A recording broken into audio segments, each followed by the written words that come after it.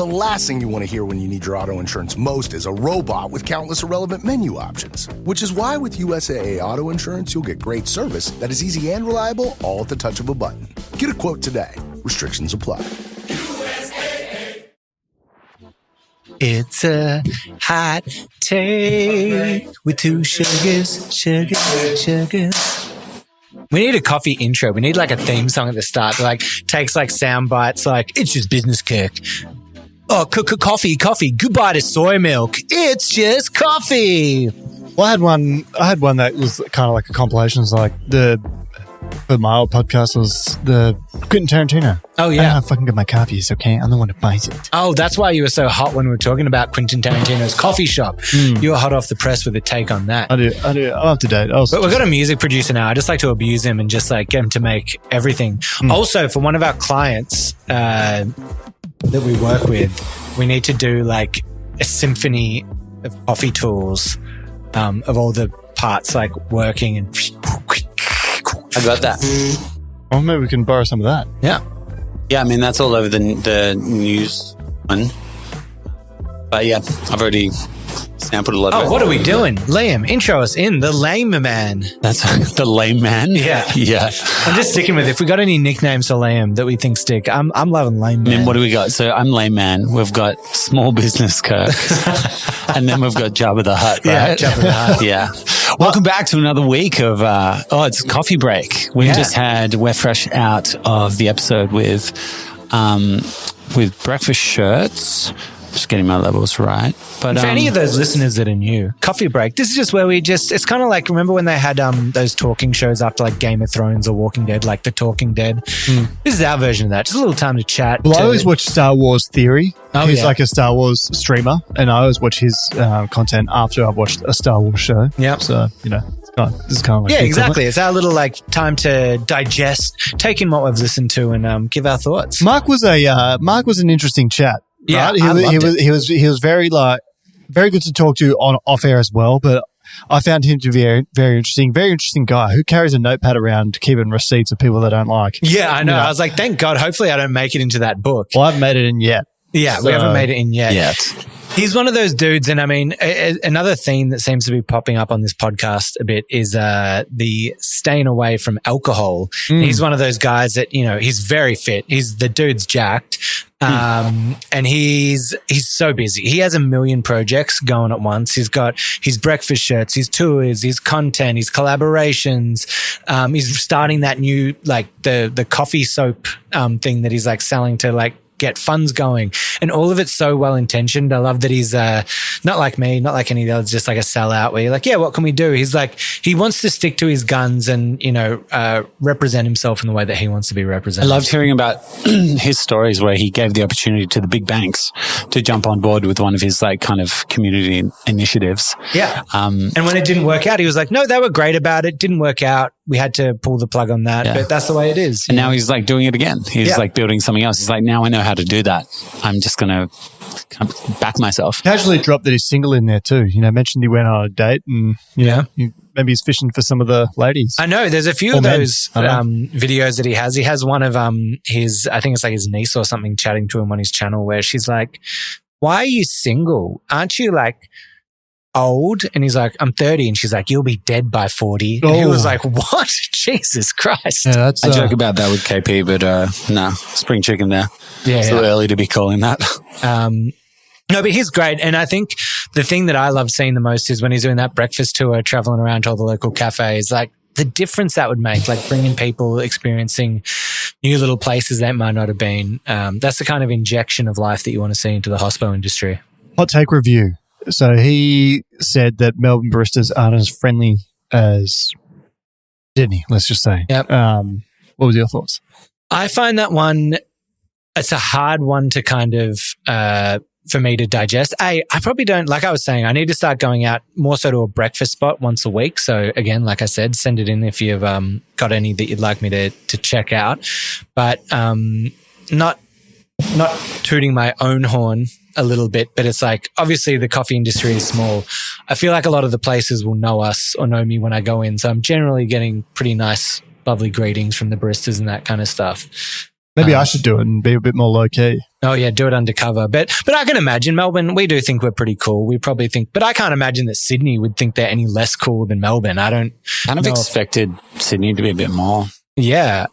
So is that no, Melbourne kind of has the all black, cold weather pretentiousness. Also, we like to tout we're the best coffee, and Sydney doesn't hold a bar to us. So I can kind of understand that coming in. I mean, Sydney has a more relaxed attitude amongst the population, though. Like having I grew up on the Central Coast, so now the northern Sydney. I would say people in Sydney are more relaxed than people are in Melbourne. Yeah.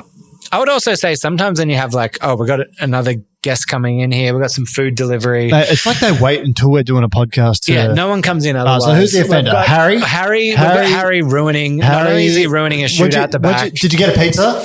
He's ruining our podcast here. What is it? Nacho bowl. A nacho bowl. Oh, mate. Oh, this dude does. He gets obsessed with one thing. For about 3 months straight, he just ate tuna and rice every single day. He's probably going to die from mercury poisoning. And now he's just on the Mexican trend. He started with Guzman, and now he's moved on to, what is it? Zambreros, because it's cheaper, more value for money. All right. He also tries to cop free food by making us buy stuff so he can cop the free nachos. Biggest stinge going around. Harry, come back here. Say hello to the people. Get on camera so they can know you are. Harry works with us. He's one of the filmmakers, one of the editors. Hold up, what have you ordered? Zambro. Can we open it up and get a little review here on the pod? I want to see what the quality of this looks like. What I'm doing. I've never had Zambreros. I think you're really going to love this. I lived in San Francisco with some of the best Mexican food going around, so I don't know how. It doesn't look too bad. That looks all right. Yeah. Pretty fresh. The chips look a bit crap, but that's a healthy little dollop of guac. Got some nice tomatoes there. Do we have a health rating there, Rohan? Not great. Too much sour cream. Man, you better get this out of here before Rohan just eats the whole thing. Just face first in there. Yeah. Absolutely. Thanks, Harry. Yeah.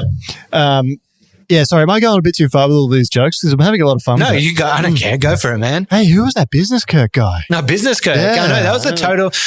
I'm glad to have you back in this nice shirt because that guy was an absolute douchebag. Well, he was, but I've got this breakfast shirt going. I didn't think it was too bad. No, you liked him? Yeah, he was all right. Good looking guy. So I'm showing we didn't get it on the last one, but Mark was lucky enough to leave us a breakfast shirt. Obviously likes Kirk more because he left it to Kirk, but it's a good looking fancy shirt. I feel like I could go on summer vacation with this one. Absolutely. Going to the Bahamas to have a few iced lattes, pina coladas, so to speak. But it looks good. And for those that are listening, give us a visual. I guess description. the history of it was that it was It was party shirts.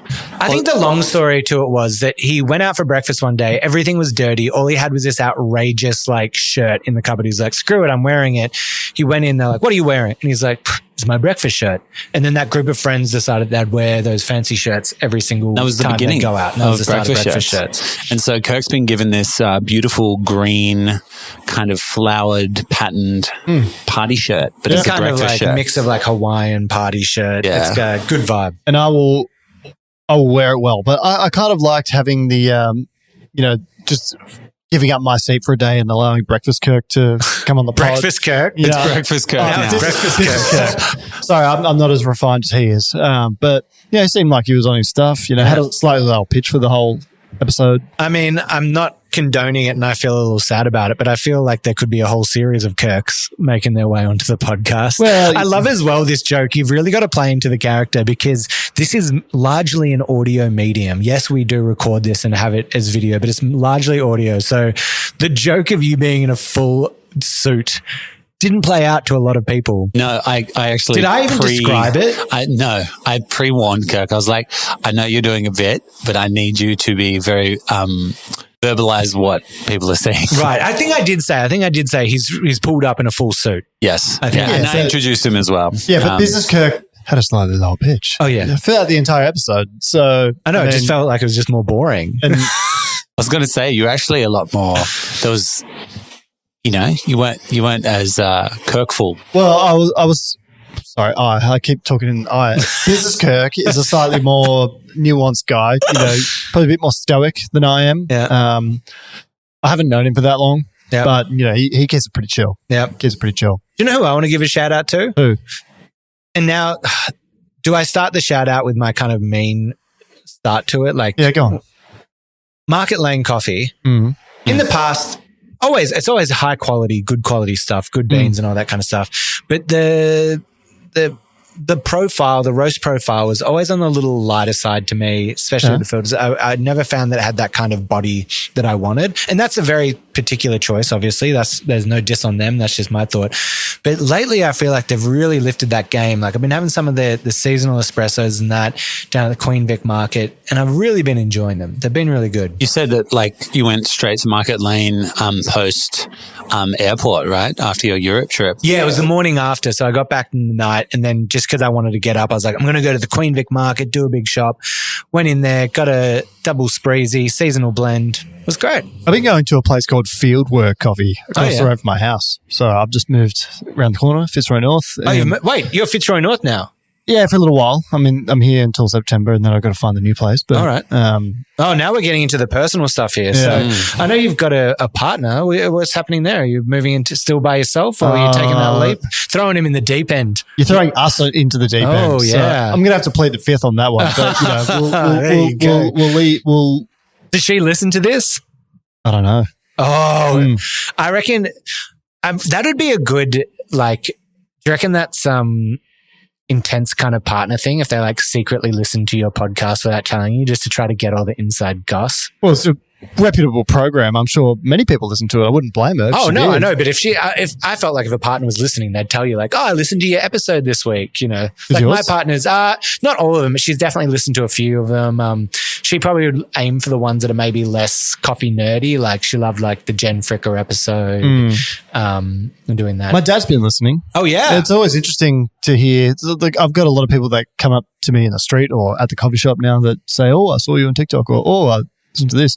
It's very interesting. Yeah, it's crazy how quickly it can kind of go out there. I mean, that LD, we've had like an LD video, the Good Measure Boys talking about their Mont Blanc went pretty crazy. Not crazy, you know, 100,000, 150,000 plays and that kind of thing. Kind of funny. KP only just watched and listened to an episode, and it happened to be the one she's in. Oh, how surprising. So she had incentive, and she was like, you do a really good job. And it was really good. I was like, thank you. It's only our 20th episode. Did she just compliment you, or was it the whole organization? I'm not really. No, I think it was everyone. And how she was like, I've listened to the first like 8 episodes, and we were doing notes and that. I haven't listened as much lately. And to anyone listening, I feel like we can all agree that the audio quality and a few things, we're tuning them in. We're tuning them in. I actually had a lot of fun editing our latest episode, and it sounded beautiful. Oh, nice. Sonam did mention that the audio on that was sounding really good. Well, soon we'll have, because we're growing at such an exponential rate, soon we'll probably have a standalone studio. We'll have a studio, a constant setup somewhere soon. We don't have people delivering Mexican and whatever else is happening. That's kind of fun, you know. Adds a bit of adds a bit of value. Yeah, as I was saying. Well, we're doing it in our Golden Browns or Pizza Shop studio right now. We do have a spare room with a grease trap in it out the back that we could soundproof, and you know, it looked beautiful. It just smell really bad. You can get a couple of diffusers. Oh, there you go. I like that. Yeah, maybe we can get a sponsor that's like scented candles or something. Yeah, you know? That could be the sell. It's like makes even the smelliest room okay. That'd be a great. Yeah. If you make a product for Breeze, something out there that makes stinky rooms inhabitable, we're the pod for you. Sorry, habitable. Oh, just habitable. Oh, sorry. Yeah, not inhabitable. Sorry, habitable. Yeah. Speaking of which, we have some. We've got some people writing in. Who wants to go first? Do you want to go first? Yeah, you go. Well, this one's from Tan Watkinson. She asks, she says, "Hi guys. First of all, love the podcast. Thanks, Tan. Question 1: what is your advice for someone like me who wants to start their own small coffee shop? Kirk said on an episode, double the amount of savings you have, whilst Poor Boy in San Fran started with little to no money. Now, it sounds like Poor Boy in San Francisco. I'm not saying you can't finesse it on a low budget, but I'm just saying more often than not, and based on my experience and some other people I've talked to, be prepared for the worst, you know, because things just come at you from all sorts of angles. And you look at someone like what's his name? Homeboy on Instagram or TikTok. He managed to finesse it seemingly off a low budget and did quite well. So I'm not saying it can't be done, but yeah, you really need to be on top of your and numbers. It depends on the situation like that. If you got nothing to lose and you're throwing it out there and it all falls apart, then, that's how it is. Sometimes, especially when you're young, you can just roll that dice and go for it. The older you get, the more responsibilities that you have, the harder it can kind of become. So I think take that kind of roll the dice. There you go. You can also be smart about how you want to do this. There's some times where you're like, I just want to go out and find a place. Sometimes there are opportunities where you could test it out. I had a friend start a sandwich shop that's now blown up and big, but he started out by finding a building that was going to get knocked down, demolished, and they just wanted to get someone in there to make a little bit of money for 6 months to a year or whatever it is.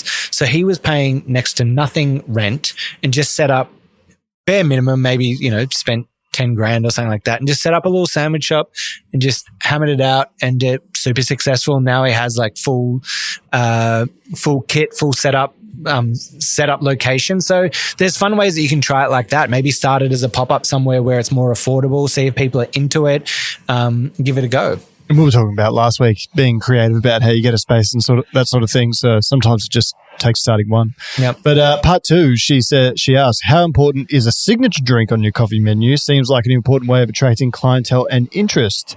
Mont Blanc, a good measure, cold brew, nitro cold brew, Kakako, lychee cold brew at Project Zero. Look forward to hearing content from the podcast, so keep it up. Yeah, I think that one's pretty important. It's a good way to start with a bang and make a statement, because it's just a trend that people are going after these days. And sometimes I feel like coffee shops are angling towards being more successful now if you keep your focus quite narrow. So you don't need to have a huge enormous food menu. If you just do your offering and doing it well and have that standout item, could be quite beneficial for you. I think it's almost, without having something else that does it, I think it's almost like mandatory, especially if you're more on the coffee focus kind of thing. You need to become a destination, a reason for people to come to you and to do it. I actually had my first Mont Blanc, a good measure, the other day. Liam took me down, and dude, stands up. It's beautiful. You can tell those guys came from a cocktail making background, because it's so well balanced. It's not overpowering. Some of those drinks can be ridiculous, but beautiful kind of orangey Jaffa coffee with that cream layer on top. And it's simple. And those guys on the menu, apart from that, they've got their coffees. Then they've got four sandwiches and some pastries and that at the front. Like, it's not a huge offering, but that place is just heaving. Keep it simple, do it well. Yeah. Each one of them have their own kind of character and like reason for being there. It's not just like tick the box. It's like, how can we make this a reason to come? Yeah.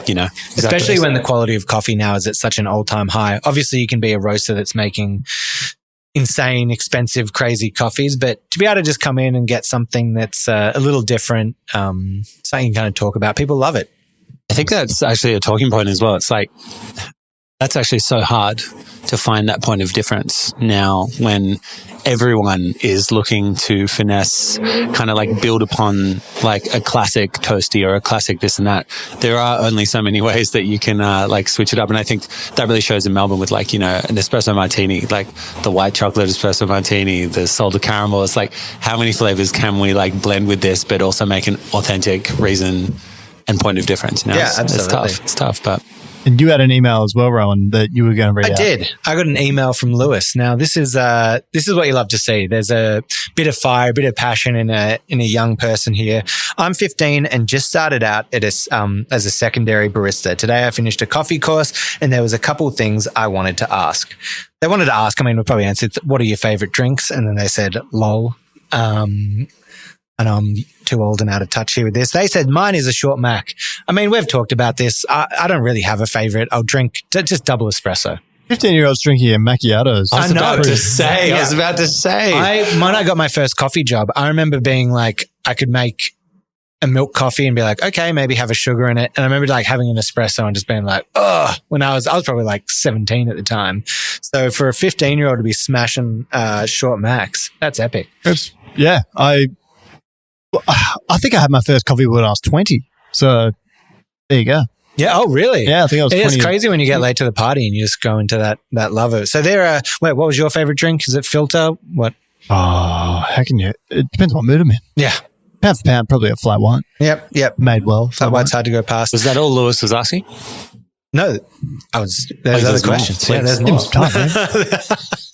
Please continue. Come on, lame man. Come down over there. Any tips, recommendations? I mean, that's the breadth of the question here. I'd love to say hi to you guys and get feedback, but unfortunately, I live in Perth, not Melbourne. I mean, any tips or recommendations? Pretty broad, but I'm assuming you're saying that as a young barista starting out and trying to do that, the best advice you can get is surround yourself with people you look up to, people who are better and great at what they do, and you will just learn. I say, like, I started in a certain cafe, worked there for 2 years and learned X amount about coffee. I then went to 3 bags and learned more about coffee than I learned there in the first week that I was there. And I just kept, the better people you get yourself around, the more and more quickly you're going to learn from that. For sure. Surround yourself by the best baristas you can possibly be. I would even say if you think it's a career for you, be prepared to move around as well. Yep. Like, it could be great for you to move to somewhere like Melbourne or Sydney or even overseas, learn from some other people. And then, great idea. There's a lot of people out there, yourself included, who have moved around in their career and learned things. You spend some time in San Francisco, granted in a different industry, but I'm sure that's. I apply that now to the, that's where all of that Golden Brown stuff kind of comes from. For sure. I'd say be prepared to move around would be if you think it's a career. Yep. And just always, one of the biggest things that people don't do is ask the hard question. Ask that question. So many people go like, oh, this thing isn't working out for me. Oh, I haven't done this. I'm like, well, did you message this person and ask them if you could go and work there? Did you ask if you could go shadow this barista? Did you ask if you could get on a call? Because 90% out of the time, people are great. People are like, yeah, of course I can help you out. What would you like? So, I mean, you reaching out today is a great example of that. And it's the ultimate, there's no real apprenticeship in coffee, really. So the best thing you can do is just learn on the job. Yep. Just work a lot. And, it's not like you need to practice after hours enormously unless you're doing a competition, but just work in a place where you make lots of coffee. Yeah. I was going to add to that, maybe, not just asking what to look for or like the positive side. Ask kind of your mentors what to look for or what not to look for, if that makes sense. Like mistakes, like, what does a bad shot look like for them, and what does I feel like a lot of venues show you this is how we do it, but that they don't highlight the opposite, the kind of negative sides. Well, you just got to know the why behind everything, not just put this much coffee in. Why am I putting that much coffee in? Why is the water at this temperature? I always say to people I'm training, drink your mistakes. Yeah. So because then you can kind of learn to appreciate the sun. You got to know what rain is, guys. Yeah. That's it. That's it. And don't say not drink it as punishment, but for learning. Yeah. And also one of the things that people often don't do is when they see that like a shot is under or over extracted, they might just turn it off and piff it or like have whatever. If it's too tight and you can see it, run the shot to the full yield and then taste it and go note how long that took. Just take on. Maybe there's characteristics that are interesting that are coming through. Maybe that means that, you want to push that shot a little further or try it. Like that's how you're kind of going to get better, by tasting all those things and understanding the effects. Would 100% agree. Yeah. And then on to our last thing here. This is just he's just getting a shout out in there. We'll give the shout out to a coffee shop, Dark Star in Osborne Park in Perth. Now, I think Dark Star is a roaster. He says, really great stuff. WA Latte Art Champion is head barista. Now, if I'm not mistaken, that is Georgia Alice, who we had on the podcast. And I think she works at Runya, but her partner is a roaster. So he's probably at Dark Star. She's at the cafe. I don't know. If it's not them, if they're talking about someone completely different, then Perth also must be shout thriving. out. Thriving. Yeah. So shout out for him for Dark Side. He says, thanks for reading. Love your podcast. Really would appreciate some help getting better as I'm a beginner. I struggle a little with controlling my milk stretching, but I think that's just practice. Mate, and they say, I listen to every episode. You guys make it very interesting. Great stuff. For the milk stretching, that's going to be better hands-on. We've got some videos on Golden Brown, but it's all about that feel. It's about being there with someone. I'm sure, just go, if you know Georgia Alice, just go ask her. She'll show you. She's super lovely. A fair bit of work on George's desk there, Rowan. And I'm willing to say that they would be more than happy to help you out there. I'm going to put it out there. As I said, ask the hard questions. I'm all for it. Yep. Well, what else we got for this coffee break? I think that probably I think that's it. I think that's a great coffee break. Well, what's the email again? Hello at itsjustcoffeepod.com. You can find us on Instagram. You can find us on TikTok, YouTube. Full episodes, if you're wanting to see our beautiful faces as we talk, you can go on the YouTube and kind of see that. We'd love to hear from you. Now, email in your questions. We'll answer them here on Coffee Break. Also, email in your hot takes. Yep. You can either write them or send in a video. We might feature the video if you want, or we can just read them out for yourself if you write them in. That's going to be great. And let us know any future guests, any cafes you want us to go visit, anything like that. We'd love to hear from you. Thanks for another great coffee break. Thank you. We need a good sign off for this. We need like another. We've got like the It's Just Coffee on the other one. What about in the NFL teams where they're like, they have the huddle and it's like, everyone in? Oh, everyone in? 3, 2, 1, break. Yeah, I like it. All right, see you guys. All right. Done. Hey.